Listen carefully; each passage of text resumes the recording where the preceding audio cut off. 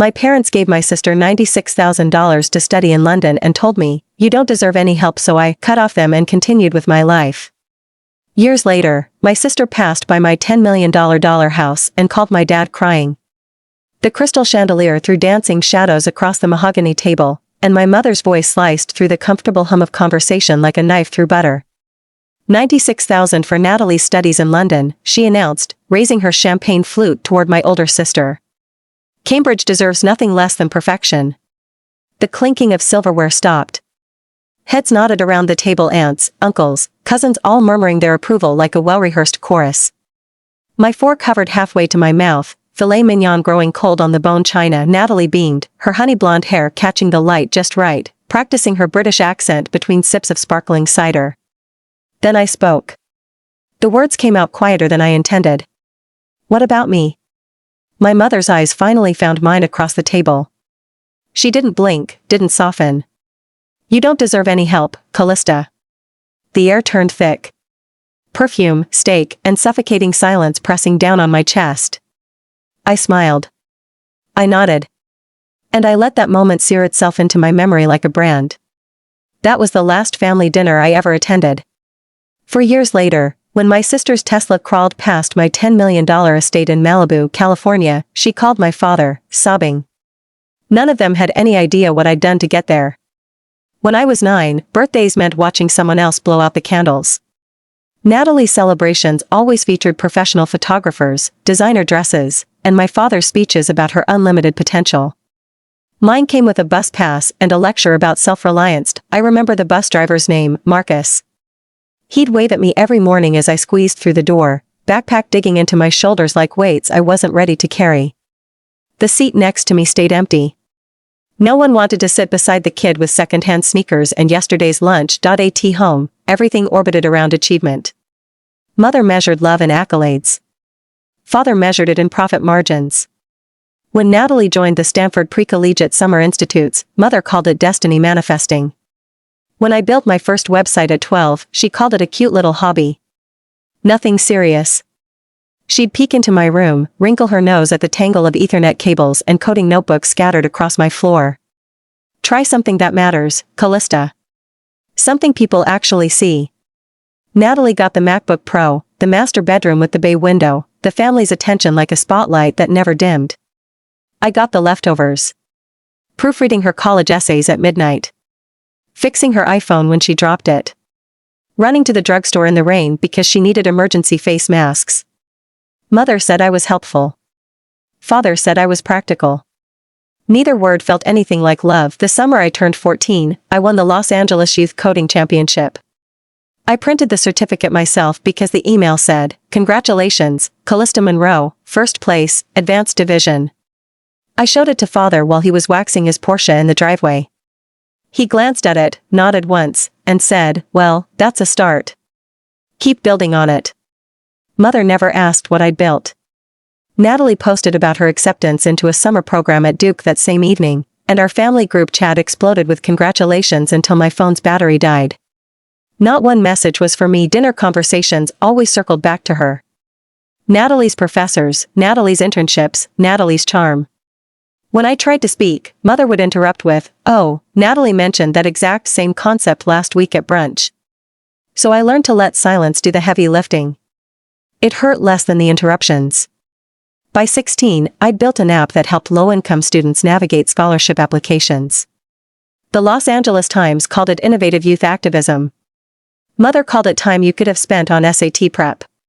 She framed the article, but only because our last name appeared in the headline.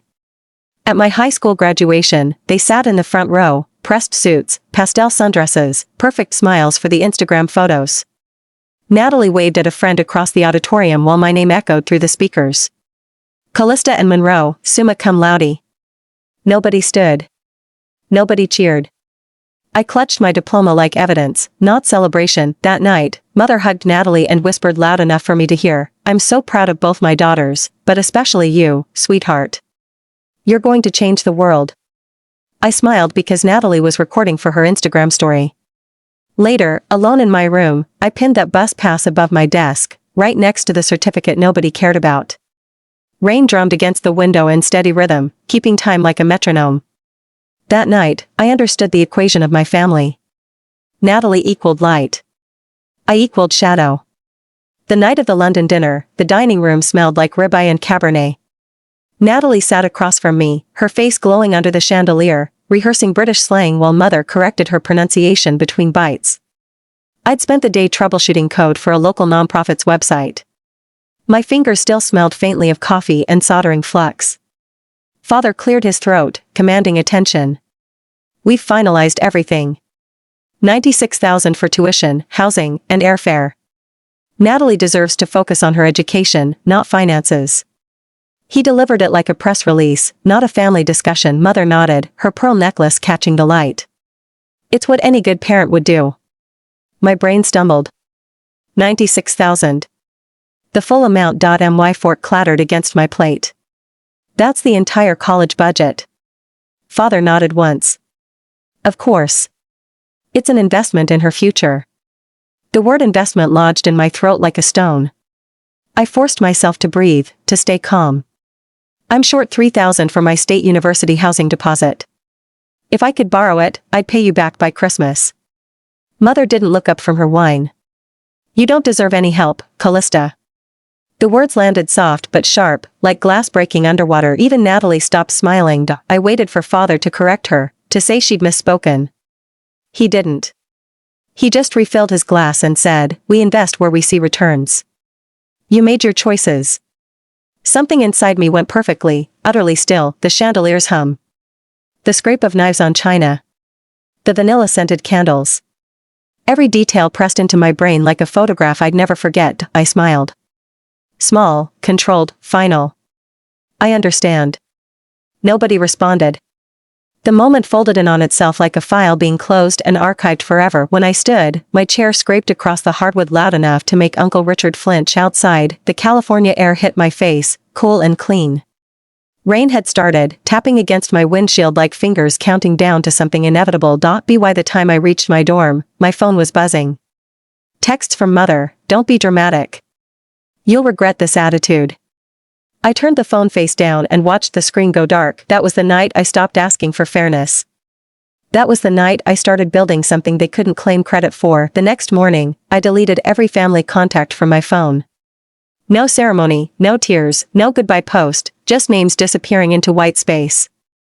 The silence felt cleaner than any apology ever could. My dorm room at UCLA was small enough that I could touch both walls with my arms spread. The radiator clanked every 11 minutes. The walls smelled like industrial cleaner and my roommates burnt popcorn. I made instant coffee, opened my laptop, and created a new folder, Life Blueprint. Inside, 3 files, income streams. Expenses. Projects. I wasn't sure what I was building yet, only that it would work better if nobody else had access.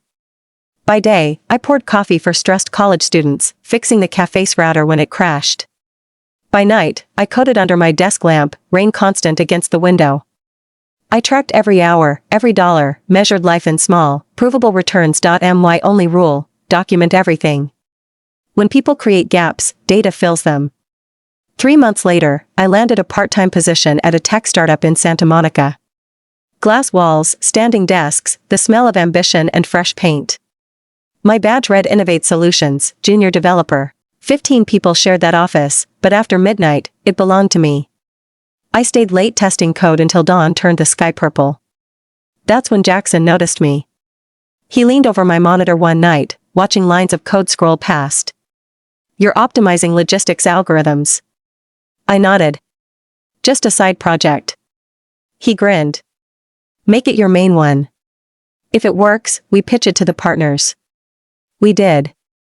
3 weeks later, Innovate Solutions had a prototype, and I had a name for the system, FleetSync.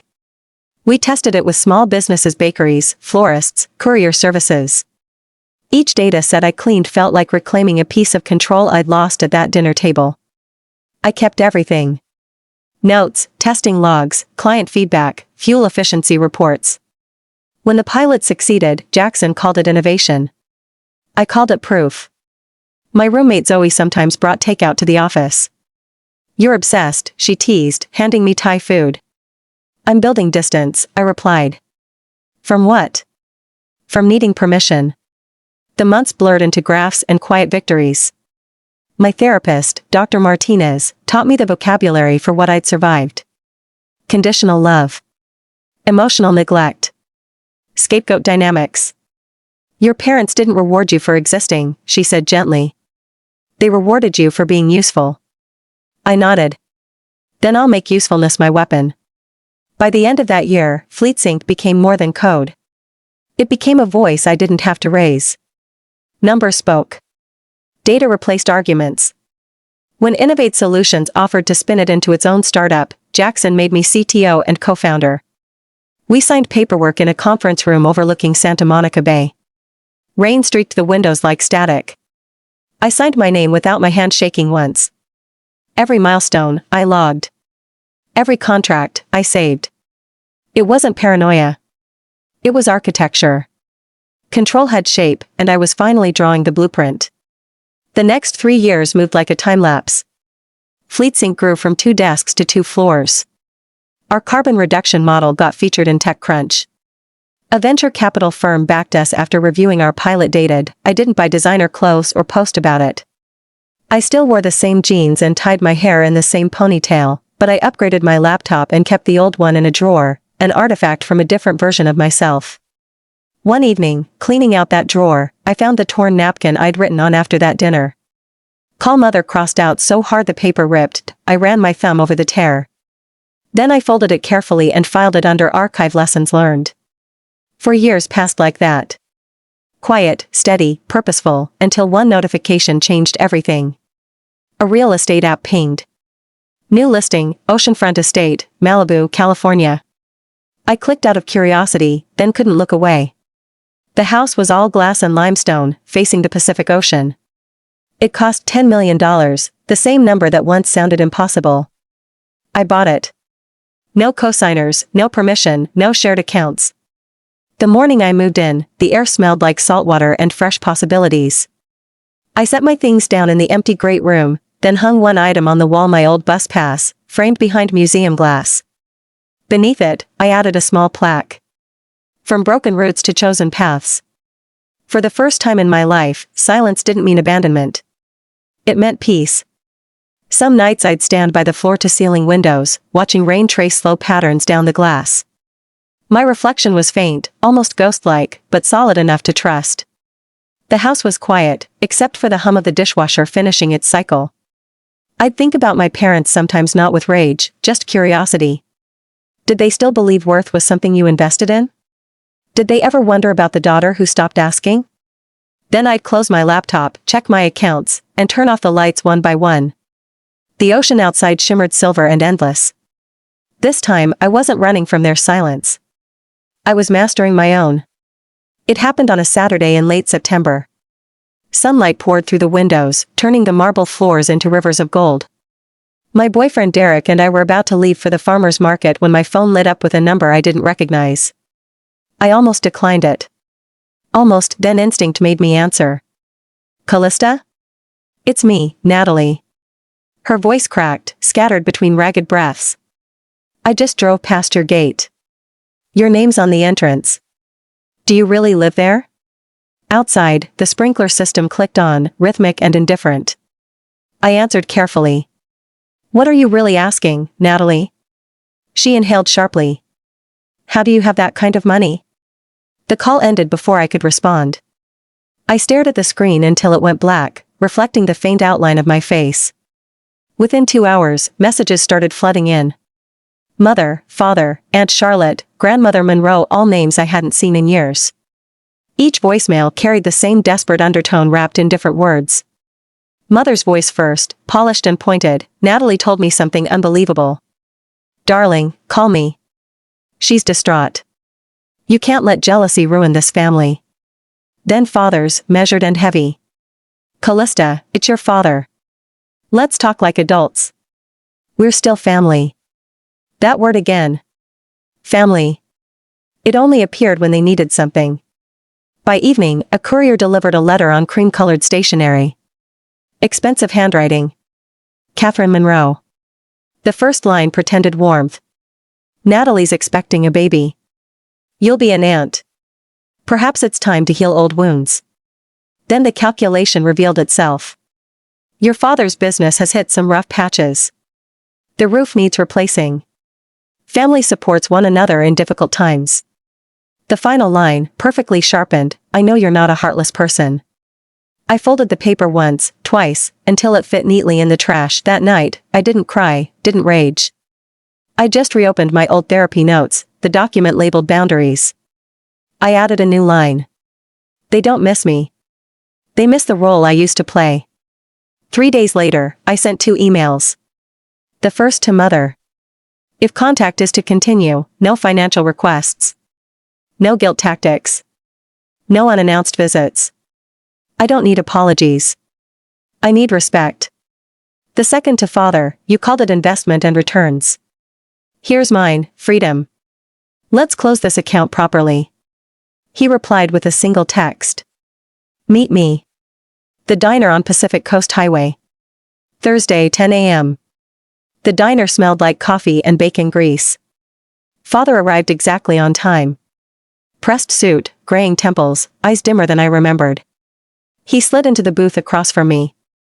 You look different, he said. Better or worse? Different is fine. He tried to smooth things over, calling Mother's cruelty misunderstood and taken out of context. I listened quietly until he said, we did the best we could. Parents make mistakes. I met his eyes. It wasn't a mistake, Father. It was math. You invested $96,000 in appearance. I built value from nothing. The difference is honesty. He blinked, stared at his untouched coffee, steam disappearing into nothing. When I stood to leave, I said, you don't owe me anything. That's the entire point. 1 week later came the Gala California's annual STEM education fundraiser. Fleets Inc. was sponsoring a new scholarship for underprivileged girls in tech. The ballroom glittered in gold and crystal, air thick with perfume and power. Derek squeezed my hand. You ready? I nodded, spotting them before they saw me. Mother in pearls. Natalie in pale blue silk, her pregnancy just starting to show. They approached with smiles designed for the crowd. Mother's voice was honey over steel. We came to support you. You've done remarkably well. But remember, true success means lifting others up. Natalie's preparing for motherhood, and your father's still dealing with that roof situation. I let her finish. Then I turned to the event coordinator and said calmly, excuse me, I'd like to make an announcement. A staff member appeared with the envelope I'd prepared that morning. I took the microphone, steady and clear. Tonight, I'm making a personal contribution. $96,000 to fund scholarships for young women told they don't deserve help. The ballroom went silent. Then applause erupted, rolling like thunder through the space. I looked directly at my mother. You once called it an investment, I said softly into the microphone. So do I. Her smile cracked like porcelain. Father, who'd just entered from the lobby, froze mid-step. The projection screen behind me lit up with the check, $96,000, Callista Monroe, Fleets Inc. Technologies. It glowed under the spotlights like quiet justice made visible.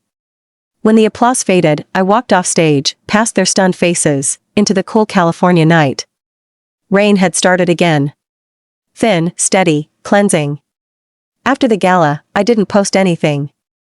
No photos, no statements, no press releases. Silence spread faster than any headline could. The next morning, mist blanketed Malibu.